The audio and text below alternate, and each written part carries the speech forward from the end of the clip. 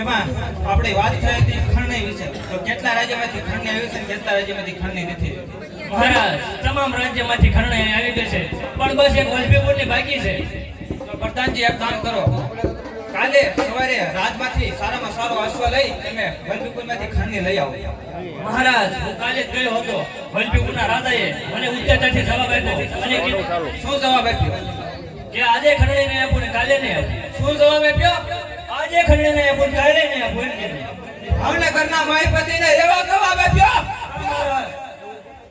તો હું પોતે ખંડની લેવા જાઉં છું અને હું જોઉં છું કે વલભીપુરનો રાજા મને ખંડની કેમ નથી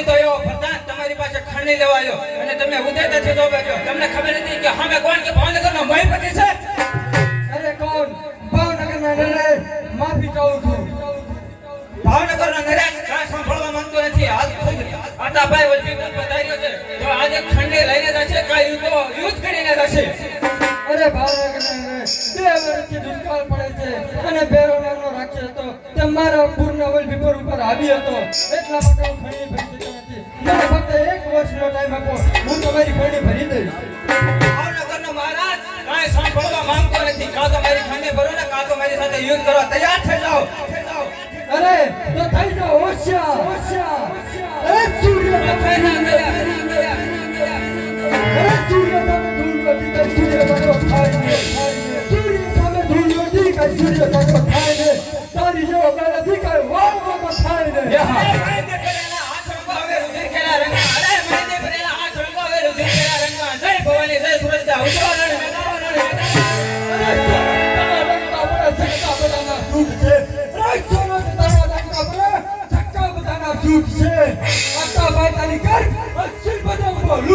અરે ફૂટે ઉડાડો બાળ એ વિમાન મારું છે અરે ફૂટે ઉડાડો બાળ એ વિમાન મારું છે કોની તાકાત છે આ રણ મેદાન મારું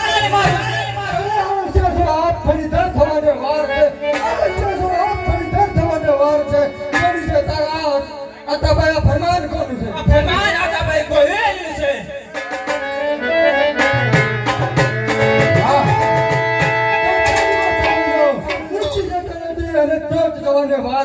ઉચ્ચ જટરડી અને ટોચ જવાને વાર છે શીખ્યા હશો કંઈક ને અમારે જીતવા વાર છે ભૂલી ગયા ભાષા મોટું ભર્યું છે ખાંડનું અરે ભૂલી ગયા ભાષા મોટું ભર્યું છે ખાંડનું ગુફા છે આ છે ને કાંઈ ઘર નથી રાંગે રાખું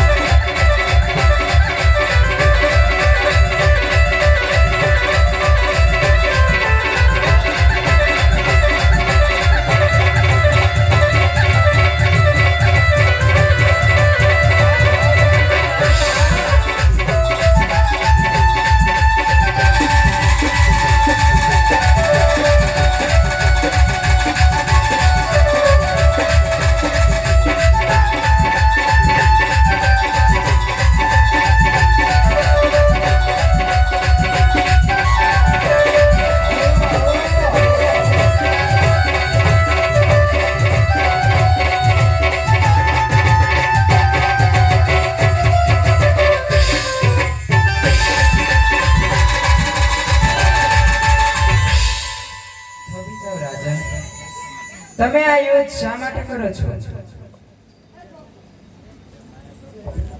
યુદ્ધ કરવાનું એક જ કારણ કે મારો માનીતો એવો વરદાન ખંડલી લેવા ગયો હતો અને એને ઉદયતાથી જવાબ આપ્યો. હું ભાવનગરનો મહારાજ આતાભાઈ ગોહિલ છું. આ ભાવનગરના નરેશ આપાભાઈ ગોહિલ. હું શીલભદ્રની ખંડણી ભરી આપું છું. તમે શીલભદ્રની જવાબ કાંઈ વાંધો નહીં, હું શીલભદ્રને છૂટો કરું. શીલભદ્ર તમે જઈ શકો છો. તમે કોણ છો? કોના દીકરી છો? અને અચાનક આવીને અમારું યુદ્ધ રોકાયું એટલું જ નહીં, પણ મારી 5 વર્ષની ખંડણી હતી એ પણ ભરવા તમે તૈયાર થઈ ગયા. કોણ છો આપ? તમારી ઓળખાણ માંગુ છું. તમે મારી ઓળખાણ માંગો છો? હા હા, તમારી ઓળખાણ માંગુ છું. મામડિયા ચારણની દીકરી આ શ્રી ખોડિયાર છું. તો તમે જ ખોડિયાર છો એમને? જેને લોકો માતાજીની જેમ માને છે, જેના દર્શન કરવા લોકો આવે છે. હું જે ખોડિયાર છું જેને લોકો માતાજી માને છે. પણ હું એમ નહીં માનું કે તમે સાક્ષાત માતાજી છો. એટલે રાજન તમારે મને પ્રમાણ આપવું પડે. જો મામડિયા સારંગની દીકરી, હું ભોળે પરદાનો રાજવી છું. હું તમારા શરણમાં એમ નમી જાઉં એટલા માટે તમારે મને પ્રમાણ આપવું પડશે. અરે રાજા, આ ચારણની દીકરી તમને શું પ્રમાણ આપે?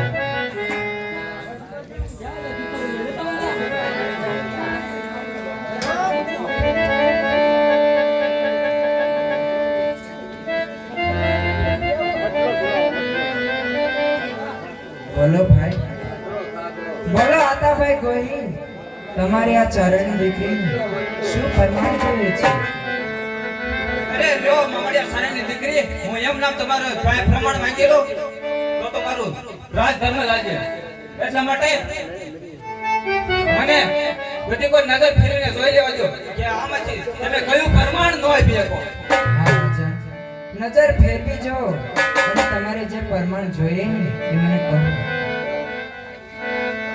હા, જો સામે દેખાય ખાખરાનું ઝાડ, જો તમારામાં કોઈ અજબ શક્તિ હોય તો તમારા પરમાર્થે ખાખરાનું ઝાડ ગણાવી બતાવો તો હું માનું કે તમારામાં કોઈ દિવ્ય શક્તિ છે. તમે જોગમાયા પોતે છો અને તમે મામડિયા સારંગના કે અવતાર ધારણ કરેલા, તો હું પણ તમારા શરણમાં મારું મસ્તક નમે. હા આતાભાઈ ગોહિલ, હવે તમે પણ જોઈ લો કે ચારણની દીકરીનું પ્રમાણ.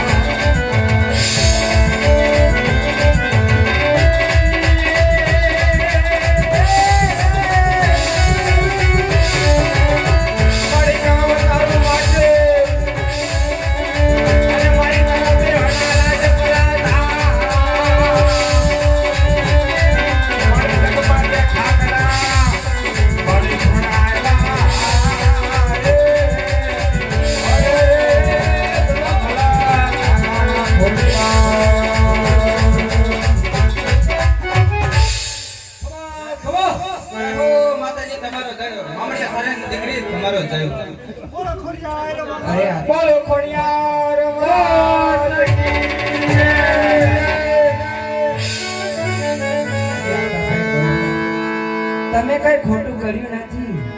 તમે તો પ્રજાના પાલનહાર છો. પ્રજા માટે જ તમે આ મારી એક હા માતાજી, હા, મારું પરમને ગણાતું એવું વૈશાળમાં તમે જોગમાયા તરીકે અવતાર ધારણ કર્યો એટલે આ ગોળીલ રાજનું રાજ ધન્ય ધન્ય થયું. હવે માં તમે કહો ને તો તમારા રોડા દેવળ હું મારા નીલમ વાગમાં બંધાવું અને તમારા બેસણા હું મારા ભાવનગરના રાજમાં બંધાવું. રાજા